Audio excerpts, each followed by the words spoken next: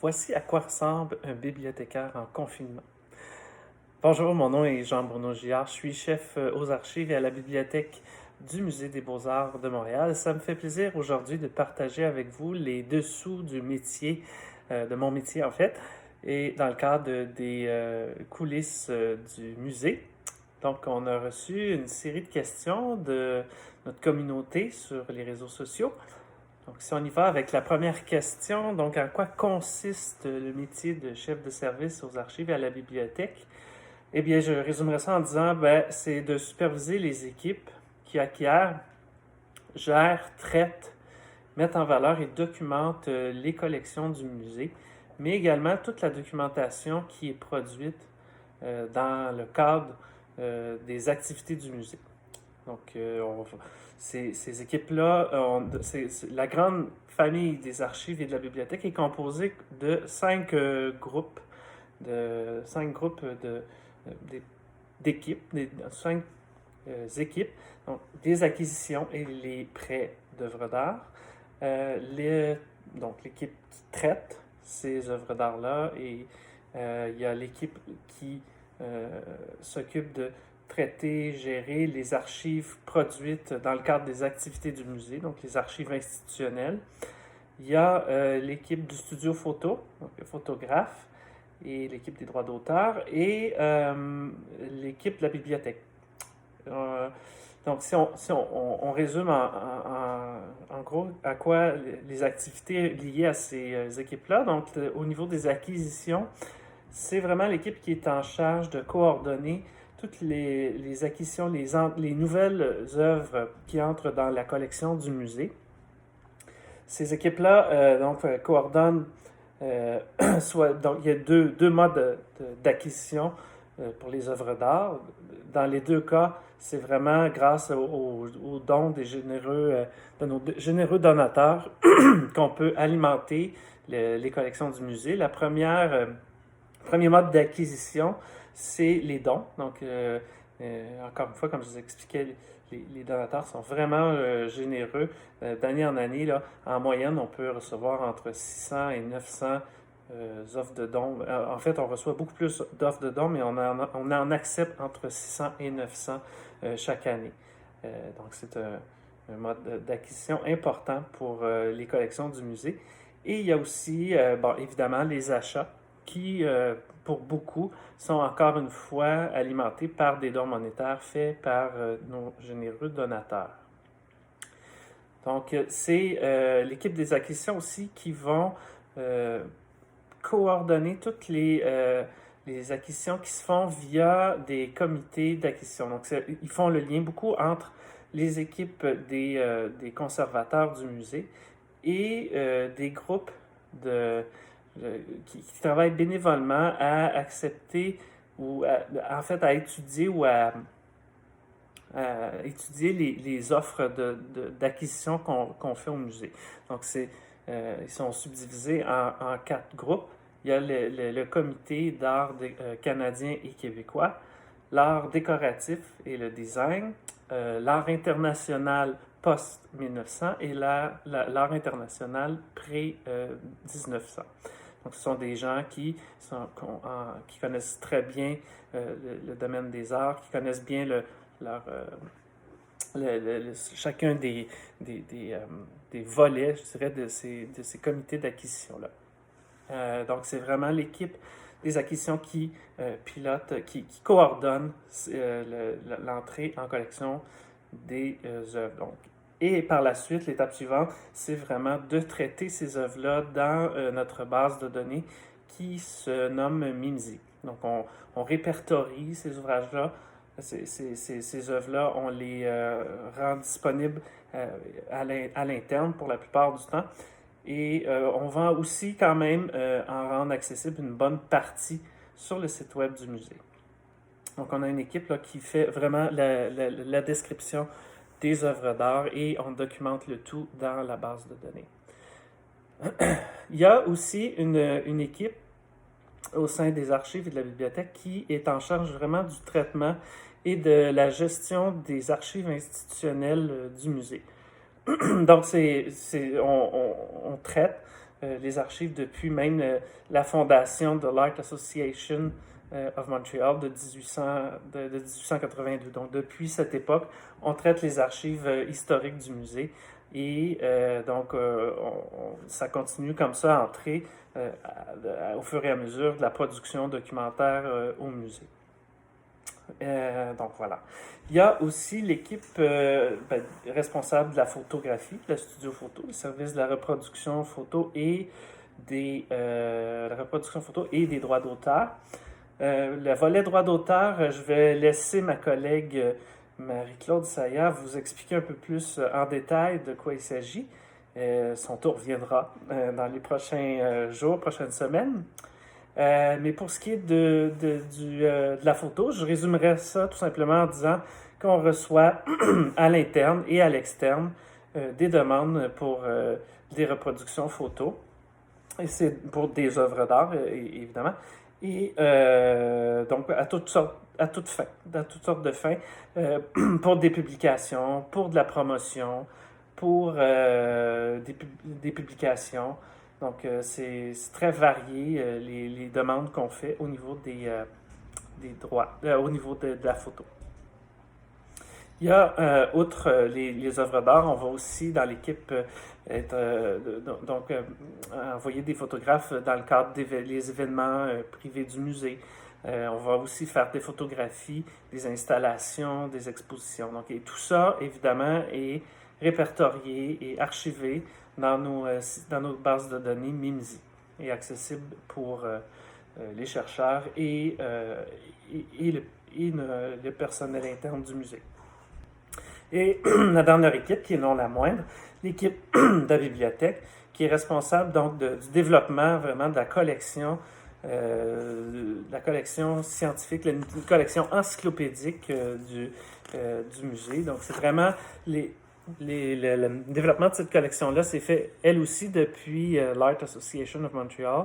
Donc, on a enrichi beaucoup avec les années, avec les époques, la collection du musée. Donc, si on parle en chiffres, on a environ en collection 90 000 monographies, 68 000 catalogues de vente aux enchères, qui est un outil très, très important, très pertinent pour le travail des conservateurs, pour l'évaluation des œuvres, pour les provenances, donc, etc. Donc, on a 68 000 titres de ces catalogues de vente aux enchères là, dans nos collections. On a plus de 20 000 dossiers d'artistes canadiens et québécois. Donc, ce sont des coupures de presse, des invitations à des vernissages, donc toutes sortes de documentation autour des activités des différents artistes, donc à travers les époques. Donc, on a accumulé ça dans des dossiers et qu'on rend accessible aux chercheurs et au personnel du musée. Et le dernier volet de la bibliothèque, de la collection de la bibliothèque, c'est vraiment les revues spécialisées, les bulletins spécialisés en art, en histoire de l'art. Donc, on en a 930 titres comme ça. L'équipe de la bibliothèque est effectivement responsable des demandes de référence qu'on leur fait. On leur demande plusieurs questions de référence en lien avec les activités du musée, en lien avec les expositions, en lien avec les acquisitions. Donc, sur toutes sortes de sujets, toutes sortes d'activités dans le cadre des activités du musée.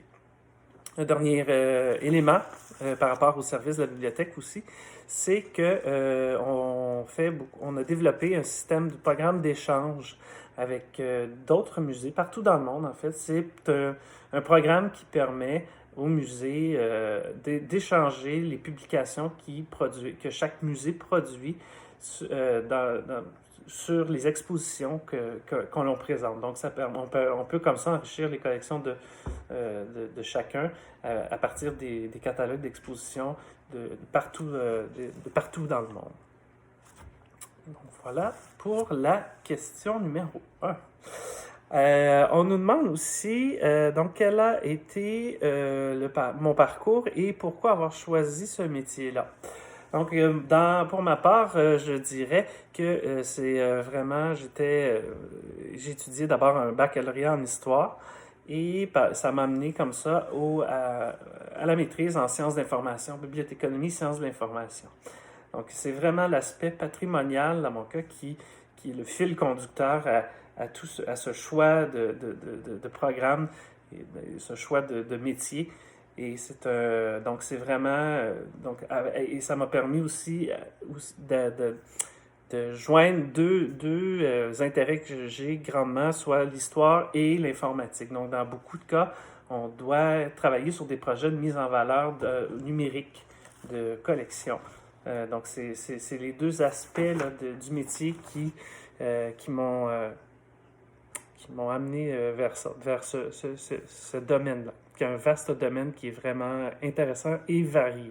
Donc, voilà. Ensuite, on nous demande quelle partie de ton métier préfères-tu? Ah oui, en fait, je dirais c'est définitivement l'accès privilégié qu'on a avec les œuvres d'art. Donc, on les voit entrer en collection, avant même d'être répertoriées et accessibles. À l'interne et au public, évidemment. Donc, on voit entrer comme ça en collection les œuvres qui sont même pas encore exposées. Il y a cet aspect-là qui m'intéresse. Il y a effectivement aussi le travail sur les comités d'acquisition que je trouve fascinant, fort intéressant dans l'esprit où, quand on n'est pas historien de l'art, ça permet de voir, en écoutant les échanges, en écoutant les conservateurs, ce qui est intéressant, c'est que ça nous permet de voir en quoi une œuvre d'art est de qualité muséale. Pourquoi une œuvre d'art doit entre dans une collection muséale. Donc, c'est un autre aspect du travail que je trouve intéressant, que je trouve aussi stimulant. Donc, c'est pas mal les deux aspects, je dirais, du travail qui me stimulent le plus par rapport à mes tâches. Et une autre question que je trouve bien intéressante, parce qu'on est en plein dedans, on est en plein dans ces réflexions-là au musée, c'est qu'est-ce qui le numérique a changé dans l'archivage. Eh bien, ça, j'ai envie de répondre à tout, en fait. Faites juste penser à tous les fichiers que vous pouvez produire dans le cadre de vos fonctions, dans le cadre de votre travail, dans une seule année. Est-ce que toutes les versions d'un même fichier qu'on peut faire, la structure des dossiers qu'on peut faire, donc essayer de mettre tout ça ensemble quand on est 200 employés. Imaginez-vous, donc chacun a ses façons de nommer les fichiers, chacun a plusieurs versions d'un même fichier, chacun a sa structure. Donc c'est le défi ici, la réflexion dans laquelle on se trouve, c'est comment rendre intelligible tout ça, comment avec les employés qui partent à la retraite, les suivants qui arrivent, comment on peut se retrouver dans toute cette documentation-là, dans tout ce qui est produit au musée, dans le cadre de différents, dans les différents départements. Donc, c'est de trouver un système commun qui permet, une structure commune là, qui permettrait de repérer tout ça pour les générations à venir, pour être capable d'y accéder. On parle en fait, des différents formats de fichiers aussi. Hein. En fait, avec les années aussi, les fichiers changent de format. Donc, on pense, par exemple, à les anciennes versions de Word, par exemple, les anciennes versions de WordPerfect. Comment on va y accéder à ces versions-là? Donc, il faut aussi penser au format de fichier. Comment on pourra lire ça dans l'avenir. À l'heure actuelle, déjà, des disquettes... c'est plus difficile à lire. On doit avoir encore les anciens systèmes d'exploitation qui permettent ça. Donc, on est vraiment dans ces questions-là. Et là, je passe sous silence tous les échanges courriels aussi auxquels on doit penser, et dans lesquels on peut trouver aussi des fois des informations importantes, des informations qui mériteraient d'être archivées de façon pérenne au musée. Donc, c'est des beaux défis dans lesquels on est actuellement en train de réfléchir sérieusement. On a des discussions aussi avec les collègues de d'autres musées. On est en train d'observer des systèmes aussi qui permettraient là, de faire des dépôts numériques fiables, donc de pouvoir archiver de façon pérenne ces informations-là et de les repérer le plus aisément possible. Voilà pour la question des défis sur l'archivage du numérique. Peut-être on pourrait passer à une dernière question. Peut-être avec comment on fait pour assurer la bonne conservation de ce qui nous est confié. À ça, je réponds, on travaille en étroite collaboration avec nos collègues de la restauration, donc qui font vraiment un travail remarquable pour préserver les collections du musée, pour les préserver dans le meilleur état possible, donc évidemment dans les meilleures conditions et au niveau de l'entreposage, mais aussi au niveau des salles d'exposition, quand on les expose. Donc, c'est vraiment avec eux qu'on travaille étroitement pour s'assurer que les œuvres sont en bon état. Donc, on a effectivement, au niveau, si on parle peut-être plus au niveau des documents, au niveau de la documentation, on va utiliser là, tous les matériaux des fournisseurs spécialisés qui vont fournir, par exemple, du papier intercalaire sans acide, les boîtes aussi qui sont sans acide, les chemises sans acide, donc tout l'équipement spécialisé qui évite de dégrader les documents avec les années, avec les époques.